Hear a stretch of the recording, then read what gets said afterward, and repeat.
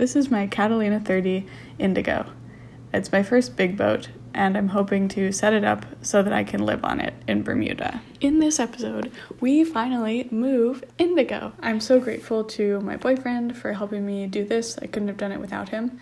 We were moving it all the way from the marina in Dockyard to the new mooring in St. George's, and it was quite a long way. It was a very calm day, very nice, but it ended up being so calm that we had to tow the boat most of the way, or maybe half the way. And it was very hot, and I think that we were starting to get maybe even a little bit of heat stroke. We were barely hanging on towards the end. But we accomplished it, and it was amazing. I'm also really grateful to my friend Sammy. We couldn't have done it without her either, because she let us borrow her whaler, which acted as the towboat. We ended up taking the whaler directly to Dockyard, then attaching it to Indigo, and then we ended up using Dock Knocker, the whaler, to tow Indigo. So there were no vehicles involved that we had to go back and pick up. It was just boats. And we kind of basically spent the whole day doing this. We got in just as the sun was setting. Indigo was in her new home in St. George's.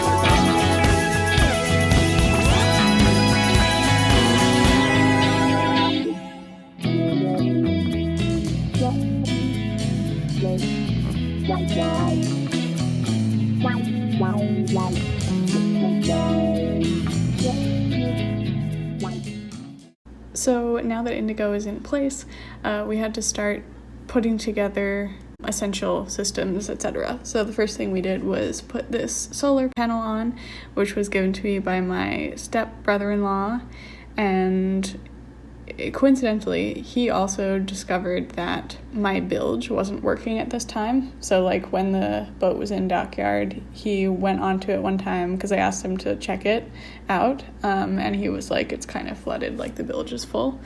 And so he manually put it on. But we basically discovered that the float switch was not working at all. So that was one of the main projects too, was to replace the float switch. And fortunately, my boyfriend had one. We might have bought one, he might have had one, I don't know. Yeah, it was cool because I learned how to do some things related to electronics.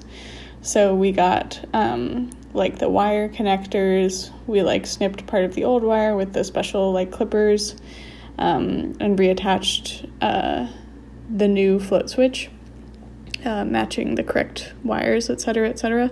So it was kind of cool to learn that, and it was a big relief when the bilge pump worked again. The other big job we had to do was to replace the fuel filter and mount and everything, because when we ran the engine, which we were experiencing the whole time when we were moving Indigo from Dockyard to St. George's, we had to like manually pump the fuel ball to make the engine keep working because there was some kind of issue with the fuel filter. So yeah, that's kind of an issue to be addressed another day.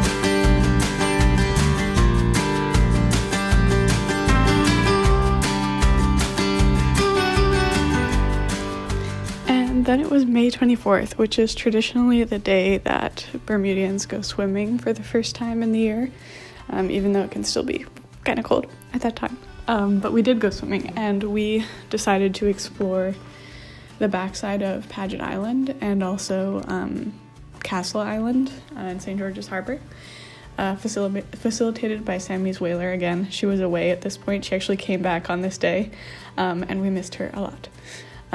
But we were able to drop anchor on the backside of Paget Island, and we were so like amazed by how many longtails there were. And because we had to swim in, I didn't bring my phone like to film anything or whatever. Chill to it. It's chilly. Happy Bermuda Day.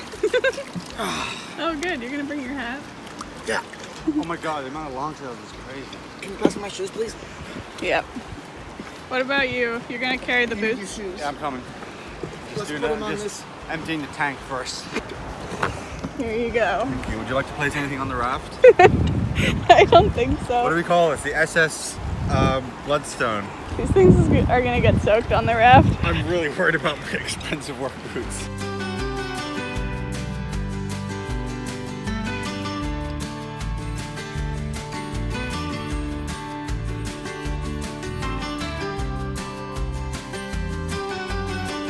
So yeah, I don't have any actual footage from like us exploring the backside of Paget Island, but Mahoney had seen this hole in the rock there that he wanted to explore and like find out what was inside, and that's where we were.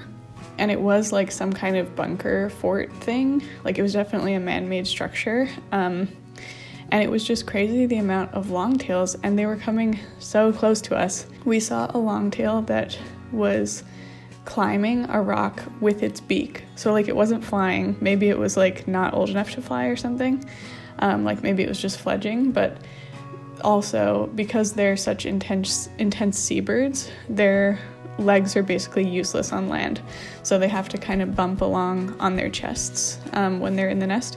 And then this guy had obviously like come out of the nest for whatever reason, and he had to get up high to try and get back in, or maybe like launch himself for another flight. And he was like using his beak to rock climb, like a, like a pick, like a rock climber's pick in front of us. And it was really cool, and we were so close to it.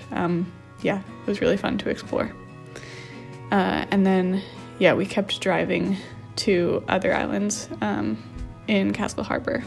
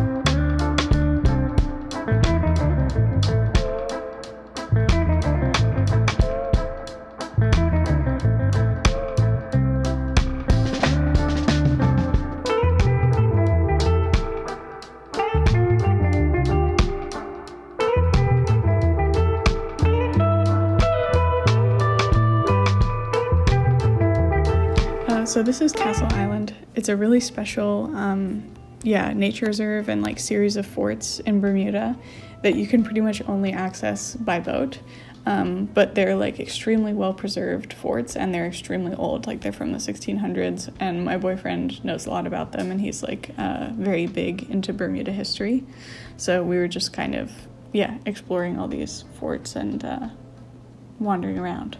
Yeah, so this was wild. This was in a little bunker kind of below the first fort that we were visiting, and it was a bit concealed by like shrubs and things, but when we went down into it, we could see a lot of writing on the walls, like stuff that had been carved into the walls or like written on them with like charcoal or whatever. And yeah, I don't think my boyfriend had seen this before, and he was very excited by it because some of them were extremely old, like into like the 1600s, and it was really special to get to have a better look at them. So I was trying to like film them all, and we were like reading them all and getting really excited. And I think we're gonna try and get in touch with like an archaeologist guy to like let him know about them and like ask if he has any more information. My boyfriend would be able to give the history better than I'm able to, but there's like at least 2 like stone forts on this island.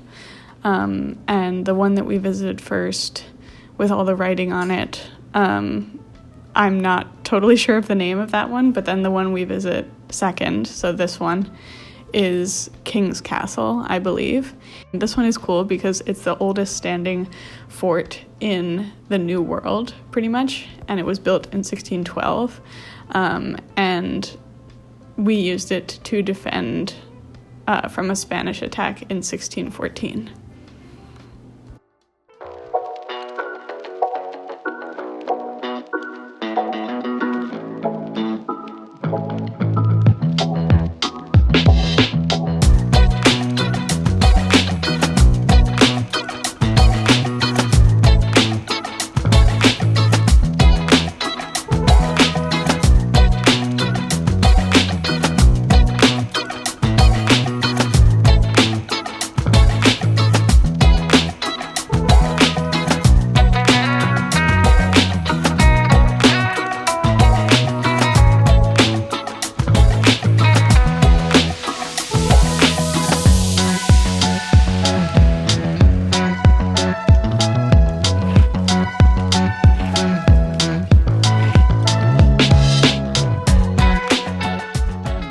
So yeah, Flipcoat was in St. George's during this time. Mahoney needed help scraping the bottom, so we did that one of the days. And then we also did a huge amount of work on my dinghy.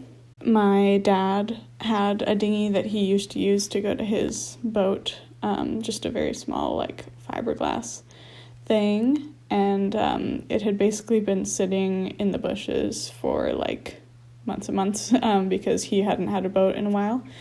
So we went to check it out. It had holes in it, and we brought it like across the water so that we could load it onto the car easier. Then we worked on fixing it, like patching it with fiberglass, etc., which involves a lot of sanding so that you have enough surface to stick the fiberglass to. And then you have to wipe it down with denatured alcohol, and then you cut out your pieces of fiberglass. You usually do like 3 layers, starting with the smallest one and then getting bigger. And then the actual process of fiberglass is quite quick. You just mix the resin and paint it on. And then once that's dry, we painted it, and it was all good. Yeah, I guess I'll just finish by saying that I also had to go on a pretty significant work trip this month, and I had, before that, my boss was visiting the island, and we had like a lot of last-minute events, to say the least, to organize, and it was like a very extremely stressful time in my life. I think I was just completely overwhelmed and exhausted. Not to be dramatic, but I think, I was just doing too much at that point, and I had all this stuff related to the boat to think about.